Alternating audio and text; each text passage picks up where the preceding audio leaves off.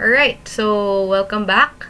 So this is Module 6, which is Part 2 already. We already discussed about enzymes. If you haven't checked that out, you may find it in the playlist under Biochemistry. So that is Module 6 enzymes, and now we are moving on to hormones, which will be the last topic for before midterms. Alright? So let's start. Okay, so if you remember on the first part of biomolecules, we talked about hormones being the intercellular messengers, no? As you can see in the picture, we have Doraemon here. So we have Doraemon, and we know that he is a messenger. So just like hormones, they are produced by the endocrine glands and are distributed in the bloodstream and then to the site of action.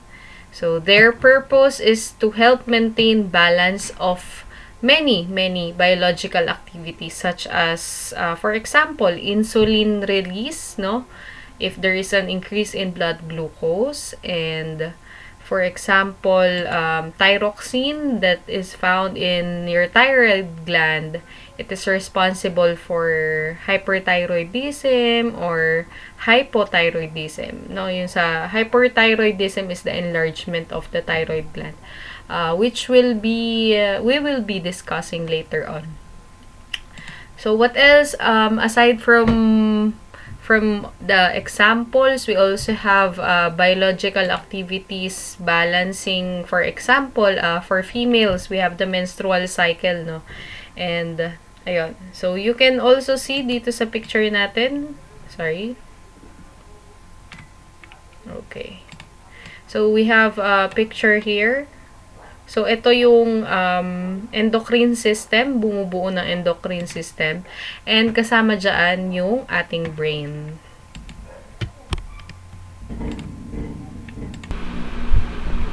So, hormones, it came from the Greek word hormazine, meaning to excite. No?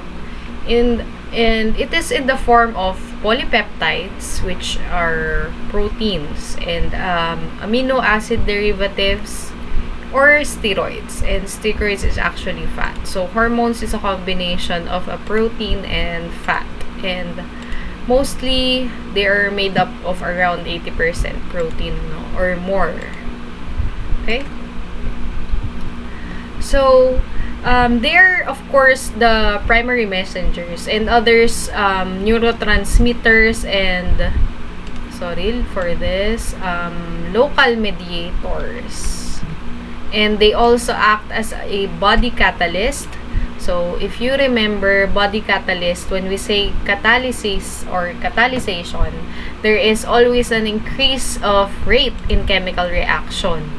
So, without any permanent chemical change. So, basta catalysis, increase in chemical rate or chemical reaction.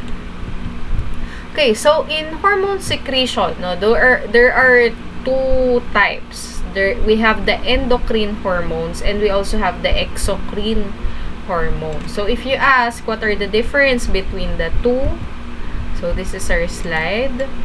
So, move ko lang yung aking camera. Okay. So, we have the endocrine hormones, which is basically very distant from the site of secretion. So, yung secreted lang siya or released directly into the bloodstream and then to the target. Yung exocrine, on the other hand, or also called ectohormones, they are released directly into the duct. And then, from there, into the bloodstream, or they flow from cell to cell by diffusion and leads to the target tissue itself. So, ang examples natin dito, for endocrine hormones, examples are insulin, glucagon, and adrenaline. So, for exocrine, ang example natin are digestive enzymes. Okay? So, meron pa tayo ditong another comparison.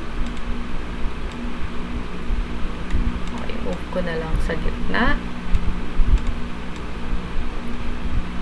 Okay. So, endocrine natin, when gland forms, epithelial layer pinches off, leaving no duct. So, ductless siya. And it releases from gland and then enters to the blood. So, for example, dito sa baba, makikita nyo, we have the hormones are secreted into the blood. So, ito yung capillaries, yung nakapalibot dyan. And then, exocrine hormones, dito naman, when gland is formed, epithelial layer leaves duct outside, so sa labas. So, dito sa kabila, it is ductless, ibig sabihin, no duct. Dito sa isa, sa exocrine, meron duct outside. So, secretion is released to outside or to the lumen. So, for example, here, yung chemical secretion, kung makikita nyo dito, we have the skin surface here. So, yung chemicals that are produced by the gland are directly secreted outside. So, yan, no? So, which is, gives us a really good example here. So, yan yung ating endocrine versus exocrine. Again, sa endocrine natin, there is no duct. Ibig sabihin parang walang labasan dyan. And it is distant yung kanyang excretion, which means dito siya directly into the bloodstream. And then, for exocrine gland is, secretion niya ay directly going outside or the duct is outside. Yan. Okay. So, according to Becker and Sadava, there are 5 classification or functions ng hormones. So, kinategorize nila yung hormones by type of function. So, we have 5. So, I'll show you this slide and then this.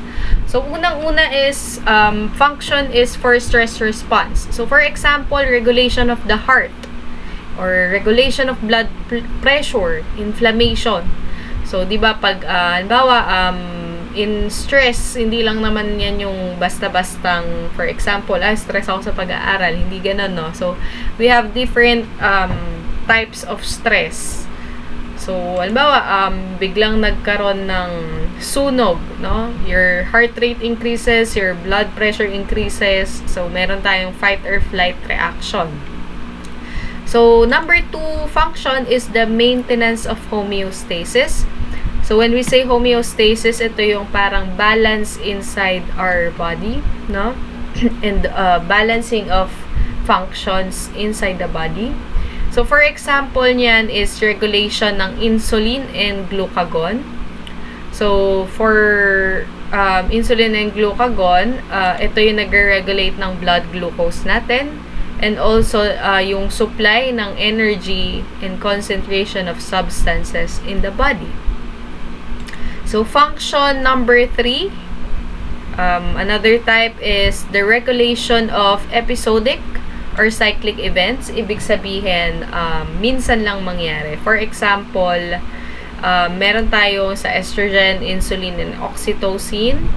So, it regulates lactation, pregnancy, and effects of eating. So, di ba yung mga cyclic na events tulad ng menstruation for female. And lactation naman is nagre-release lang ng milk ang isang babae only when there is the body responds to pregnancy, no? Yan.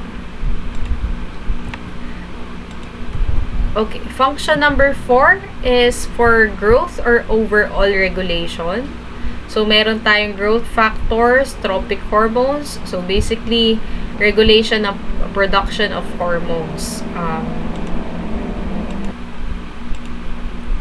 Okay, so, and then lastly, we have hormones that may have more than one function. So, for example, kanina, no, I mentioned insulin twice.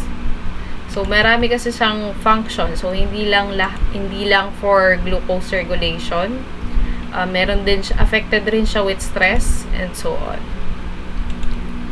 Okay? So, we have this figure here. Medyo overwhelming siya when you look at first.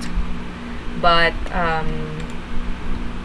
kung i-zoom in natin siya, no, we have here the hypothalamus, which is we can find it in the brain. No? It's just part of the brain which regulates the hormones, release of hormones. So we have the anterior pituitary and the posterior pituitary. No?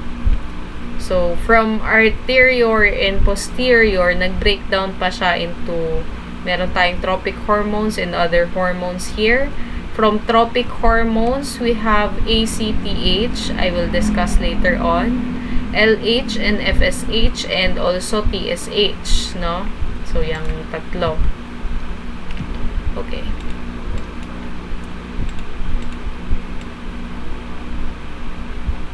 So, kung makikita natin dito, so, ito yung kanina kong minimension. Meron pala tayong mas zoomed in. So, I hope you're still listening. So, from releasing factors natin, anterior pituitary, so, meron tayong tinatawag na tropic hormones, which is ACTH natin. Found in adrenal cortex. Ang adrenal cortex, no, ito yung picture na yan sa baba. This is our kidney. So, right above kidneys, yung nasa yellow, yung yellow part na yan, right above kidneys, we have the adrenal cortex. And then, from adrenal cortex, meron tayong cortisol and aldosterone. So, yan yung mga hormones natin. We have, nasa anterior pa lang tayo, unahin natin to ha. We have LH and FSH, luteinizing hormone, and follicle-stimulating hormone, which we will find sa gonads natin. Gonads is, ito po yan, sa reproductive system. And then, ang nire-release niyang hormones are estrogens, androgens, and progesterone. So, TSH, thyroid-stimulating hormone, which is found on our thyroid. So, sa thyroid gland natin is front of the neck, no? Dito sa may unahan. So, by the way, sa gonads nga pala, it's not just the male, no? Male testis. We have, sa female is the ovaries naman. Okay? So, unahin natin yung sa adrenal cortex, which is here. So, we'll talk about cortisol and aldosterone. So, again, adrenal cortex sits right above kidneys. Okay, so we have the ACTH, which is the adrenocorticotropic hormone. So, again, ACTH is adrenocorticotropic hormone. Its main function is to regulate levels of the steroid hormone cortisol. So, ito na yung pinakang hormone natin. Cortisol. So, cortisol is released during times of stress. So, tulad ng makikita nyo dito sa picture sa baba. Here. Okay? So, makikita nyo dyan. Ang cortisol natin, it suppresses the immune system nyo. So, pag kayo ay stress, ang immune system nyo, immunity nyo, mas mababa, mas prone kayo to viruses. And then, or mas prone kayong magkasakit pag stress kayo. When you are stressed, there is increased in blood sugar. And, sorry, hindi pala kita. Okay, there you go. Ayan. Okay, when you are stressed, meron kayong increase in blood sugar. When you are stressed, heightened ang memory nyo and attention. So, ang dami yung, no, pag stress kayo, parang, when we say heightened memory, parang lahat na iisip nyo. Like, simple things, you think of it negatively. Diba? Pag, diba nga, merong mga tao na konting ma-stress lang is nagkakaroon na ng suicide thinking, no? So, wag naman sanang dumating sa ganun na point. Especially now na ang dami nangyayari sa mundo, no? Okay, what else? Aside from increase in blood sugar, heightened memory and attention, we also have increased in blood pressure and decrease in sensitivity to pain. So, dito, pag stress ka, hindi mo na iisip yung pain, no? Hindi ka, kumbaga, parang okay lang sa'yo kahit saktan mo yung sarili mo. Diba? Parang dumaan dyan yung mga emo days nyo nung grade school kayo or high school. Ayan, what else? There is a decrease in serotonin. Ibig sabihin, sa serotonin kasi it regulates your emotions, especially sa happiness, no? So, pag mayroong decrease in serotonin, mas, kumbaga, malungkot kayo. So, what happens when you are stressed? So, here, it temporarily shuts down the body system that aren't needed in the face of crisis. So, for example, pag kayo ay stress, hindi kayo masyadong gutom. Hindi kayo kumakain masyado. Diba? So, yan yung naapektuhan ng digestion.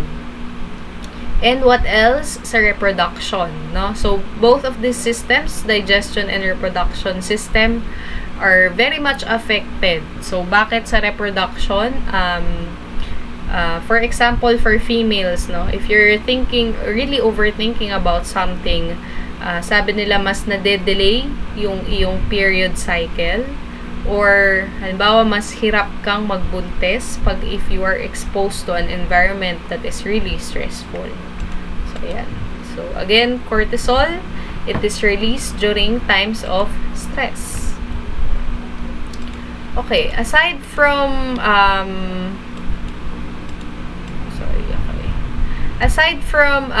cortisol, another hormone that is released in adrenal cortex is your aldosterone. So, ang aldosterone natin, it is responsible for electrolyte. So, yung mga electrolytes natin are sodium, chlorine, and potassium, and fluid balance in the body.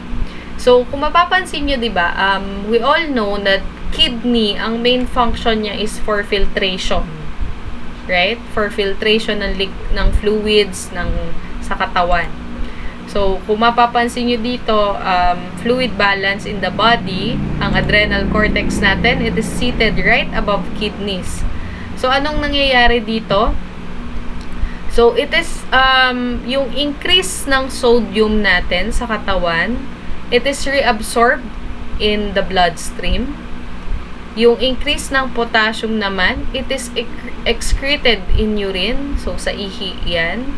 And then, what else? It causes water reabsorption. And increases in blood volume means there is increase in blood pressure. So, ito yung nangyayari pag nagkakaroon ka ng fluid imbalance sa katawan. So, it is controlled under RAAS, which means renin-angiotensin-aldosterone system. So, pag nagkakaroon ka ng decrease in blood flow, tsaka nag-activate yung RAAS o yung renin-angiotensin-aldosterone system. Ito yung nangyayari doon. Pag nag-activate na yung RAAS, tsaka yung checklist na yan mangyayari. Okay? So, okay, next we have the adrenal cortex. Kanina na-discuss na natin. Next, we have the gonads. So, sa gonads natin, we have the male reproductive system. Ang nagre-release ay ang testis. So, dito po yan, ang male gonad. And then, the female gonad is the ovaries. Dito yan. Okay? So, dito sa gonads natin, meron tayong dalawa, luteinizing hormone and follicle stimulating hormone. And meron tayong estrogen, androgens, and progesterone. Okay. So, luteinizing hormones itself, so ang function niya for males is basically to stimulate testosterone release. And then for females, it stimulates steroid release from ovaries, ovulation, and of course, progesterone release after ovulation. So, ito namang sa baba, we have the follicle stimulating hormone. So, for males, it stimulates the sperm production. And for females, yung growth of ovarian follicles in ovary before egg release. So, it happens in monthly cycle, no? Itong meron to tayo sa baba, yung estradiol o estradiol, it's a powerful reproductive hormone. Okay?